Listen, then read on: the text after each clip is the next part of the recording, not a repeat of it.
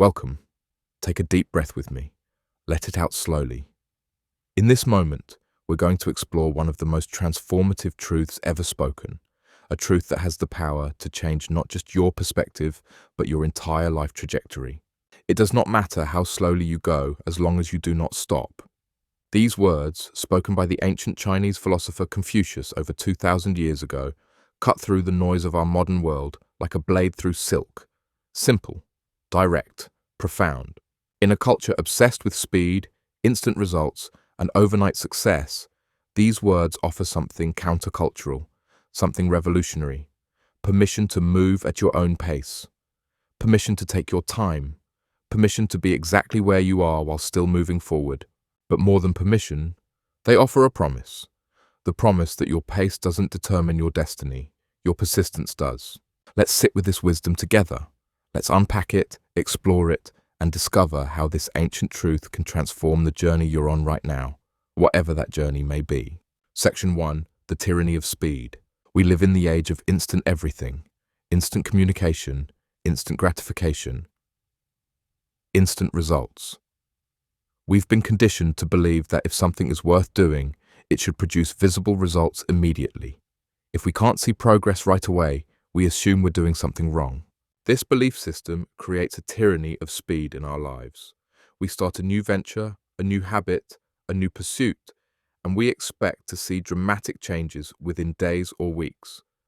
When those changes don't materialize at the pace we've decided is acceptable, we question everything. We question the path. We question the method. Most devastatingly, we question ourselves. Are we capable enough? Smart enough? Disciplined enough? The answer, we conclude, must be no, because if we were, we'd be further along by now. We'd have more to show for our efforts. So we stop. We abandon ship. We tell ourselves we'll try something else, something that promises faster results, something more aligned with our expectations of speed. And the cycle begins again. But here's what Confucius understood, what ancient wisdom has always known. Meaningful transformation is rarely fast. Real growth, lasting change, genuine mastery, these things unfold in their own time. They follow natural rhythms that cannot be rushed, cannot be hacked, cannot be shortcut without sacrificing their very essence. Think about nature. A tree doesn't sprint toward the sky. It grows slowly, steadily, adding ring after ring, season after season. Some years it grows more than others. Some years survival itself is the victory. But it never stops growing. It never apologizes for its pace.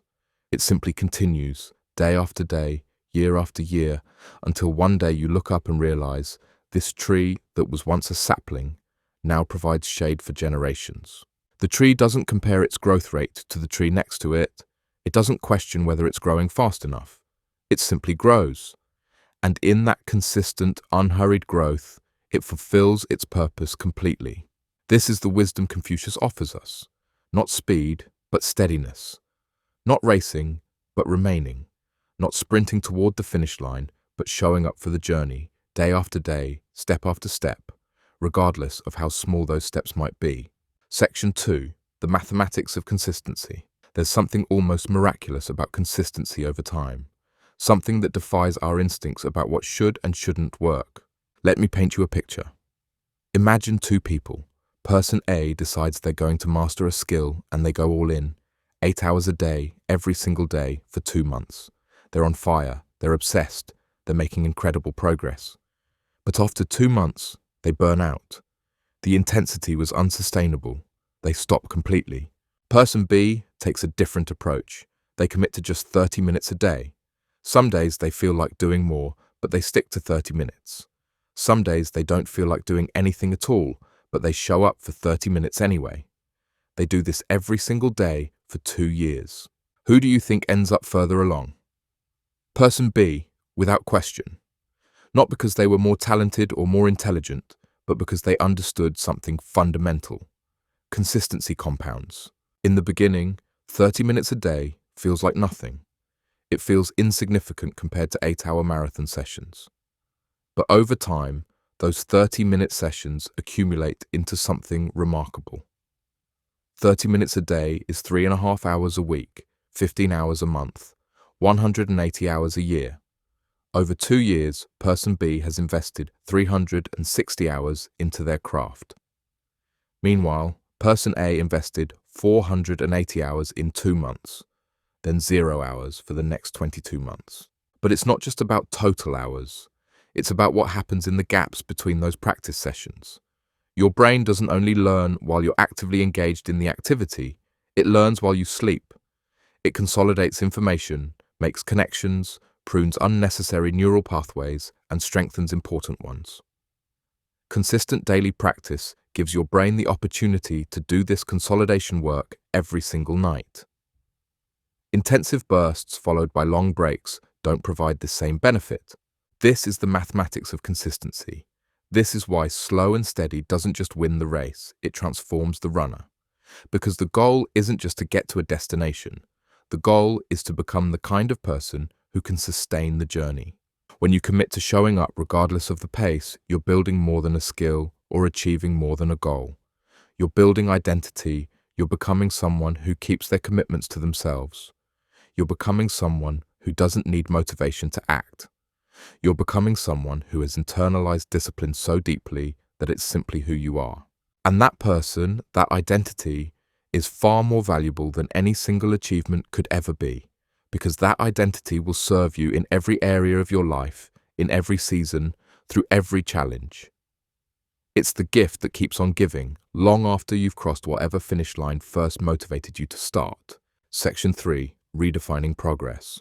One of the reasons we struggle with Confucius's wisdom is that we've been taught to define progress in very narrow terms. Progress means visible results. Progress means measurable milestones.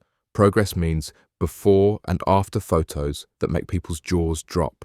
But what if progress is so much more than that? What if progress includes all the invisible work that makes visible results possible? Progress is showing up on the day you don't feel like it. That's progress. Progress is choosing to do the thing even when you can't see how it's making a difference. Progress is maintaining your commitment when everyone around you has given up on theirs. Progress is the discipline to stay the course when the initial excitement has long since faded. Progress is learning. Even when you're not getting better at the thing itself, you're learning about yourself. You're learning about your patterns, your resistance, your excuses. You're learning what time of day works best for you. You're learning how to prepare your environment. You're learning how to talk yourself through the hard moments. This learning is progress. This self-knowledge is progress. This increasing self-awareness is progress. And it's often the most valuable kind of progress, even though it doesn't show up on any external scoreboard. Progress is building capacity. Your ability to tolerate discomfort increases. Your ability to delay gratification improves. Your ability to separate feelings from action strengthens. You might not be able to point to a tangible result yet, but you're becoming more capable. You're expanding your capacity, and capacity is what allows you to handle greater challenges, bigger opportunities, and more significant achievements down the road. Progress is staying in the game. You haven't quit. You haven't given up. You're still here, still trying, still moving forward. In a world where most people stop at the first sign of difficulty, still being in the game is a remarkable achievement. It's easy to dismiss, but it's actually extraordinary. Think about your own life right now. What are you still showing up for, even though it's hard? Even though progress feels slow? Even though you sometimes wonder if it's worth it? That thing right there, that's your testament to this ancient wisdom. You're living proof that you understand, at least intuitively, that the pace doesn't matter as long as you don't stop. Maybe you're working on your health and fitness. Maybe the scale hasn't moved as fast as you wanted. Maybe you haven't transformed your body in 12 weeks like the Instagram ads promised. But you're still going to the gym. You're still making better food choices. You're still prioritizing your well-being. That's not failure. That's success in slow motion. Maybe you're building a business or pursuing a creative endeavor. Maybe you haven't gone viral. Maybe you haven't hit 6 figures. Maybe your following is smaller than you hoped, but you're still creating. You're still showing up. You're still putting your work into the world. You're still learning and improving. The world needs your contribution, and your willingness to keep going despite the slow pace is what will eventually allow you to make that contribution at the level you're meant to. Maybe you're working on a relationship, on becoming a better partner or parent or friend. Maybe the changes feel glacial. Maybe you still fall into old patterns more often than you'd like, but you're trying, you're conscious, you're committed to growth. You're not giving up on the people you love or on your capacity to love them better. That slow, steady commitment is what transforms relationships over time. The pace at which these things unfold is not a reflection of their value or your worthiness. It's simply the pace at which deep, lasting change occurs. And your willingness to honor that pace, to keep going even when it's slow, is wisdom in action. Section 4. The gift of the slow season. There's something else we need to talk about when it comes to pace, and it's this. Sometimes slow is exactly what's needed. Sometimes slow is the gift, not the obstacle. We tend to think that if we could just go faster, everything would be better. We'd reach our goals sooner. We'd get the results we want more quickly. We'd finally be able to relax and enjoy life once we've achieved whatever we're chasing. But speed has a cost. Speed bypasses important lessons. Speed skips over necessary foundations. Speed rushes past wisdom that can only be gained through patient endurance. When you're forced to go slow, when progress is measured in small increments rather than giant leaps, you're actually being given an opportunity to build unshakable foundations, an opportunity to develop the character that will allow you to handle the success you're pursuing, an opportunity to fall in love with the process itself, rather than being attached only to the outcome. Think about the times in your life when you got what you wanted quickly. Maybe you got a promotion you weren't quite ready for. Maybe you entered a relationship before you'd done the inner work you needed to do. Maybe you achieved some external marker of success before developing the internal resources to sustain it. What happened? In many cases, the quick achievement led to struggle because you hadn't developed the capacity to maintain what you'd achieved. The slow season, the season where progress feels frustratingly gradual, is where that capacity gets built. It's where your character catches up with your ambition. It's where your skills deepen to match your vision. It's where you become the person who can not just achieve the thing, but sustain and steward it wisely. Slow seasons also teach us patience, and patience is one of the most underrated virtues in modern life. Patience isn't passive waiting. Patience is active trust. It's the ability to keep working towards something even when you can't see the results yet. It's faith in the process. It's confidence that your efforts are not wasted, even when the evidence isn't visible. This kind of patience becomes a superpower in life, because so many opportunities, so many worthwhile pursuits require a long runway. They require sustained effort over extended periods. They require the ability to invest now for returns that won't come until later. Most people can't do this. Most people need to see evidence right away. But if you develop the patience to stay faithful to the process during the slow season, you gain access to possibilities that others simply can't pursue because they lack the patience to see them through. The slow season also protects you from burnout. When progress comes too quickly, when success arrives too easily, there's a temptation to push harder and harder to maintain that momentum at all costs. But that pace is unsustainable.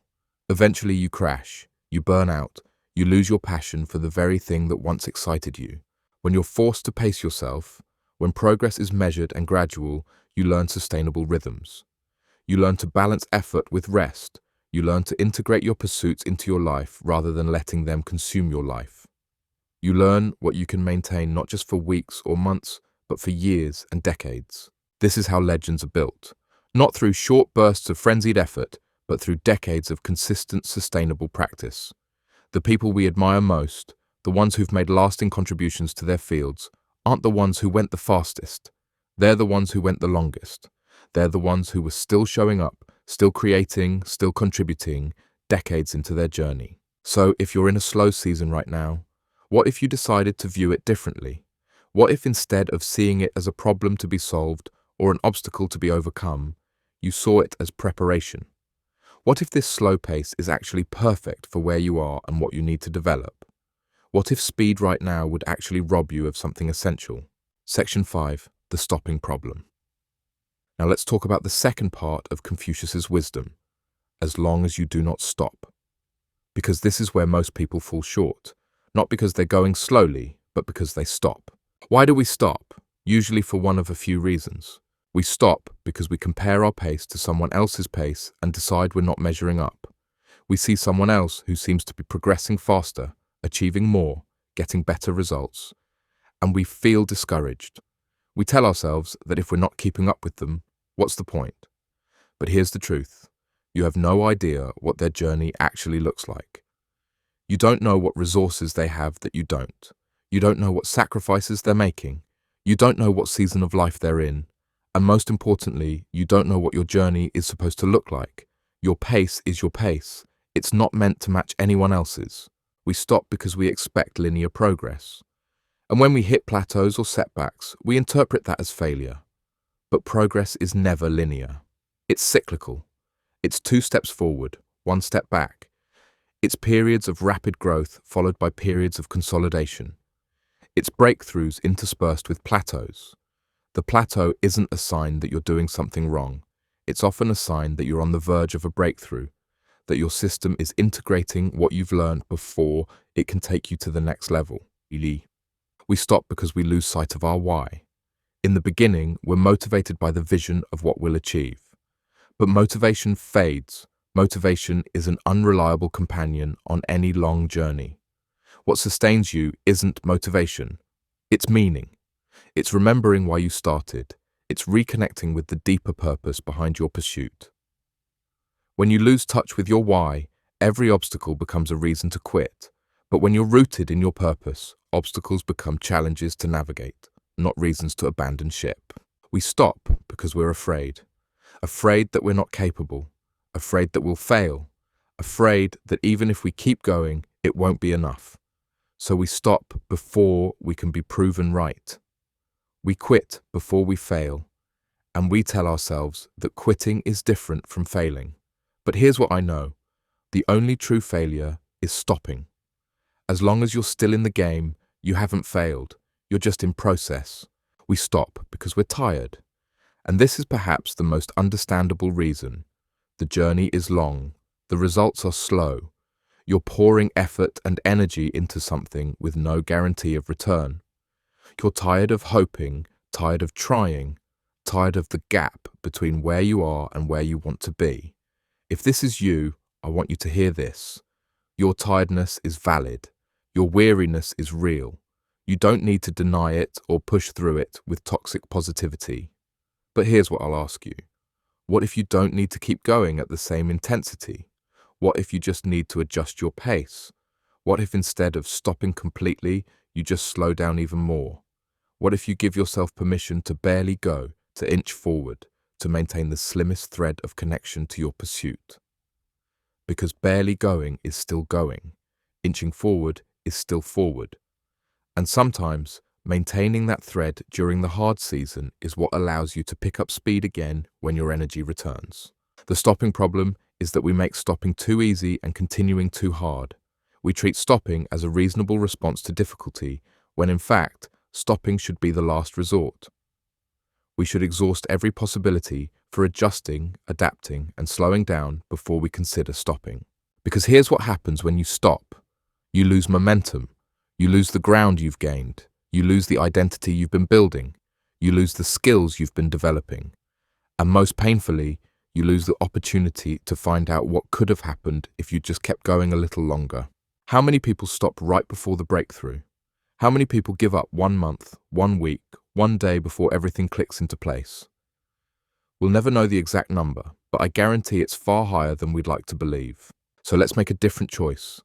Let's decide that stopping is not an option we'll entertain lightly. Let's decide that before we stop, we'll try everything else. We'll slow down. We'll adjust our approach. We'll ask for help. We'll rest without quitting. We'll take a break without abandoning. We'll do whatever it takes to stay in the game, even if our participation looks completely different than it did in the beginning. Section 6. Reframing the journey. One of the most powerful shifts you can make in embracing Confucius's wisdom is reframing how you think about the journey itself. Instead of seeing the journey as something to get through on your way to the destination, what if the journey is the point? We're so destination-focused in our culture. We're always asking, when will I get there? When will I reach the goal? When will I finally arrive? And in our rush to arrive, we miss the profound truth that there is no there to get to. There's only here, there's only now, there's only this present moment and the choice you're making in it. Even when you reach a goal, Do you know what happens? You set a new goal. You find a new mountain to climb. You discover that arriving at the destination didn't change you in the way you thought it would. Because the destination doesn't change you. The journey changes you. Every day you show up, you're becoming someone new. Someone more disciplined, someone more committed, someone more resilient, someone more patient, someone more faithful. These qualities aren't developed by reaching the finish line. They're developed in the middle mile, in the long stretch where the starting line is behind you and the finish line is still ahead, and all you can do is put one foot in front of the other. This is where character is forged. This is where you discover what you're made of. This is where you prove to yourself that you can keep a promise even when it's hard, even when no one's watching, even when the reward seems impossibly far away. And here's the beautiful thing. When you shift your focus from the destination to the journey, from the outcome to the process, you actually start enjoying your life more. Right now. Not someday when you've achieved the thing, but today. Because you're no longer postponing satisfaction until some future moment. You're finding satisfaction in the showing up itself. You can find joy in the practice. You can find peace in the process. You can find meaning in the doing, regardless of the results. This is freedom. This is how you escape the hamster wheel of always chasing the next achievement, the next milestone, the next external validation. When you learn to love the journey, when you learn to find fulfillment in the daily practice, something miraculous happens. The results start to matter less. Not because you've given up on them, but because you've already found what you were really looking for. You were looking for a sense of purpose, a sense of meaning, a sense that your life matters and that what you do with your time matters. And you found it, not in the achievement, but in the commitment. This is what Confucius understood. The pace doesn't matter. The speed doesn't matter. What matters is that you keep going. What matters is that you stay faithful to the path. What matters is that you don't stop.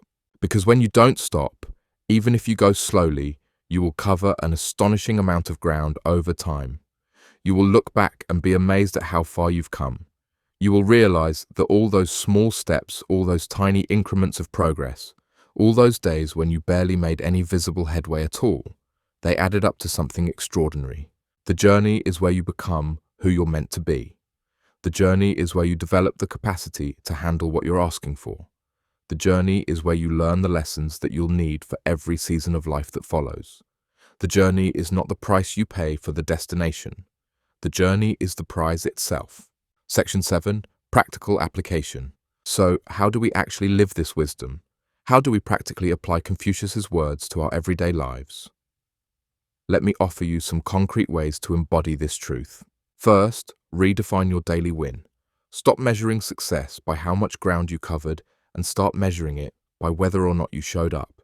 Did you do the thing you said you'd do, even if only for a few minutes? That's a win. Did you honor your commitment to yourself, even when it was hard? That's a win. Did you choose consistency over intensity? That's a win.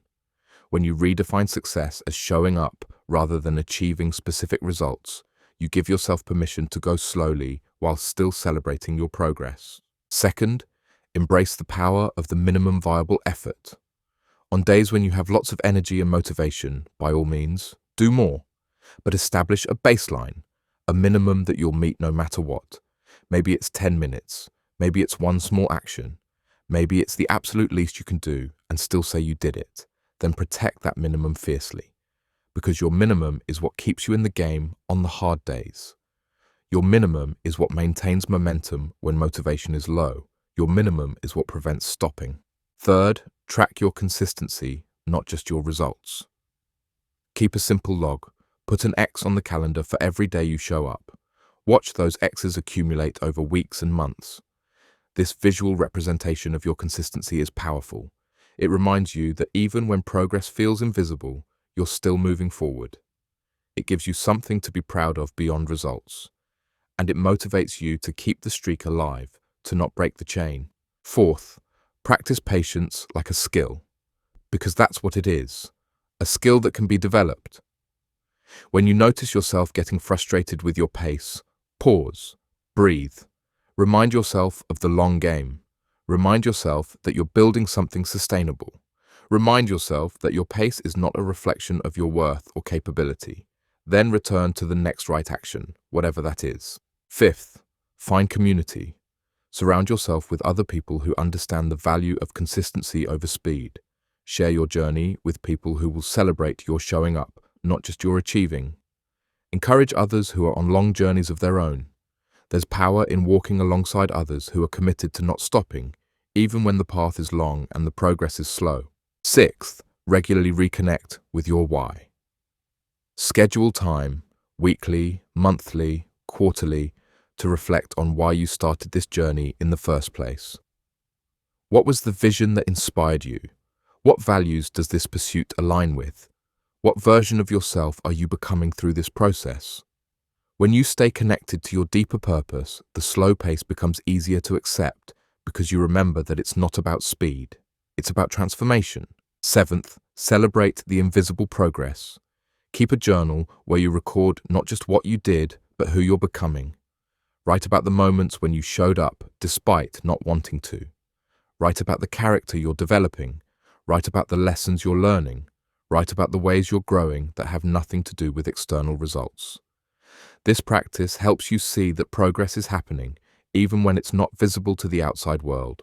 Eighth, rest without quitting. Give yourself permission to take breaks, to slow down even more when you need to adjust your intensity based on what life is demanding from you. But make a distinction between resting and stopping. Resting is strategic. Stopping is surrendering. You can rest and still remain committed. You can reduce your pace and still keep moving forward. Don't confuse self-care with giving up. Finally, remember that your commitment to not stopping inspires others. Your decision to keep going when progress is slow, to stay faithful when results are invisible, to continue showing up day after day after day, that matters beyond just your own life. You're modeling something powerful. You're showing others that it's possible to stay the course. You're proving that the pace doesn't determine the outcome. You're living proof that persistence, not speed, is what transforms lives. Closing. Let's come back to where we started. It does not matter how slowly you go as long as you do not stop. These words, spoken over 2,000 years ago, contain everything you need to know about achieving anything worthwhile in life. Not speed, not talent, not perfect conditions, just persistence, just faithfulness. Just the commitment to keep going, one step at a time, even when those steps feel impossibly small. You are on a journey right now, maybe multiple journeys, and some of those journeys are unfolding more slowly than you'd like. You're working hard, you're staying committed, but the progress feels glacial. You wonder if it's worth it. You wonder if you should give up and try something else, something that promises faster results. I want to speak directly to that part of you. Don't stop. Please, don't stop. You have no idea how close you might be to the breakthrough you've been working toward. You have no idea what's being developed in you through this slow season. You have no idea how much ground you've already covered, even if you can't see it yet.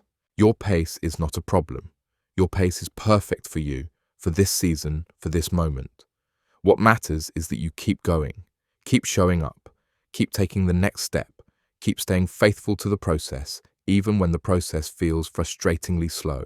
Because slow progress is still progress, slow growth is still growth, slow movement is still movement, and as long as you don't stop, as long as you stay in the game, you are succeeding, you are winning, you are becoming exactly who you need to be.